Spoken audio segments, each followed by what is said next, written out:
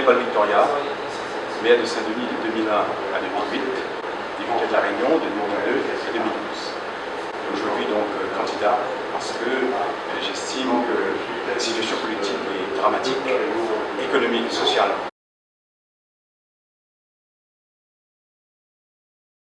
Je vais vous prendre un exemple de la recherche, si vous allez bien comprendre, et tout ça fait partie du projet, du programme que je présente. Vous aurez un exemplaire tout à l'heure. Vous voyez, j'étais aux Avirons il n'y a pas longtemps, et ça fait mal.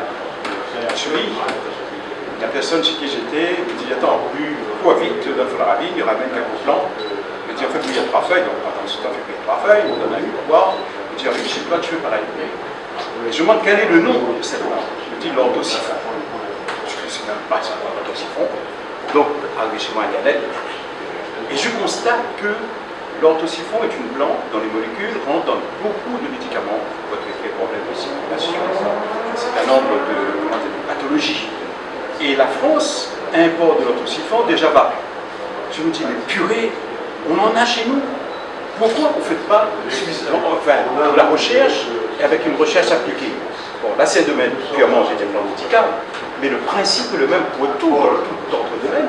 Et si on arrive à s'engager dans la recherche, on ne pourra peut-être pas produire des produits ici en quantité, mais on aura des molécules qu'on pourra vendre, soit à des grandes pharmacies ou des grandes industries, etc. Et à partir de là, on a une plus-value, une valeur ajoutée, et le bénéfice sert à promouvoir la recherche dans les départements. Et aujourd'hui, c'est ce qui m'anime, c'est-à-dire comment peut-on faire pour que l'université, à travers ses recherches, devienne un moteur d'un développement territorial. Et nous, dans le projet, vous verrez que j'ai beaucoup travaillé, réfléchi avec des garçons comme Jean-Pierre Abril qui fait de la recherche sur les ressources issues de la biodiversité. Et donc, c'est à partir de là que je pense pouvoir développer des niches d'activité. Et quand on a l'activité, on a automatiquement quelque part une employabilité parce que l'activité crée à l'échelle des emplois et automatiquement on a des jeunes, peut-être des moins jeunes aussi qui travaillent dans un premier temps. Deuxième temps, on passe au stade de la production.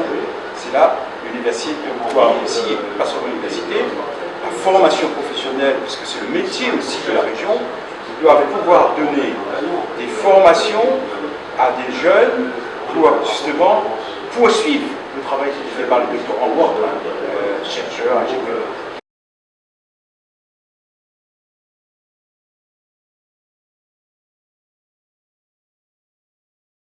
La solution consisterait à traiter l'entrée est de Saint-Denis à l'endroit de Gilou. Il faut des ingénieurs, des techniciens qui réfléchissent. Donc cet accès-là, il y a trop de séquences de réflexion pour le choix. Une seconde quand vous êtes en voiture, de réflexion c'est 100 mètres d'embouteillage, peut-être même plus. Donc il faut traiter, en même temps qu'on traite le nord, il faut traiter l'est. Une des solutions qui serait, c'est de faire carrément une protection depuis le Barachois jusqu'à pratiquement Gilou, front de mer, récupérer des hectares de terrain et refaire carrément une route au bord de la mer.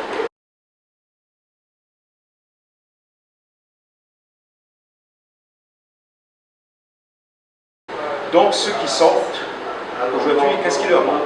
Des repères. Avant c'était l'armée qui donnait des repères. Et comme ces repères ont disparu, je reste persuadé que c'est l'éducation populaire qui peut apporter les mouvements d'éducation populaire, et dans le mot, il y a bien le mot éducation populaire, c'est de donner la possibilité d'avoir une activité, d'utiliser les lois, etc., mais qui ne sont pas forcément une formation diplômante au sens professionnel, mais c'est diplômante au sens d'activité. Donc redonner l'activité par l'activité.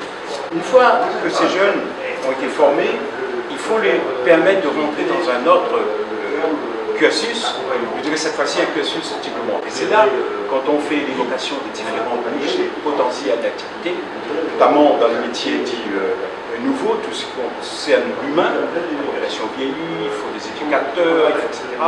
Peut-être là, faire une formation adaptée pour qu'ils soient employables. Une fois qu'ils sont employés, employables, il faut leur donner la possibilité d'être employés. Pour pouvoir être employés, il faut, on va parler 2 minutes pour les étudiants, il faut aider les étudiants à être autonomes. Pour être autonome, c'est le logement, c'est un travail, c'est l'accès à Internet, etc. J'ai eu l'occasion hier soir de dire sur une des radios, pour qu'ils puissent être pérennisés, qu'est-ce qu'on demande parfois, l'expérience. Et j'ai dit que la contrepartie qu'on pourrait exiger de toutes les aides qu'on donne à une entreprise, c'est que l'entreprise, à un moment donné, est quasiment obligée de prendre un jeune en alternance ou en contrat d'apprentissage compte tenu des aides qu'ils donnent. Il faut dire aussi, il faut donner aux jeunes le goût d'entreprendre et non pas le goût forcément d'être fonctionnaire. Aujourd'hui, il faut que les jeunes investissent en eux-mêmes, pour eux-mêmes et pour la société.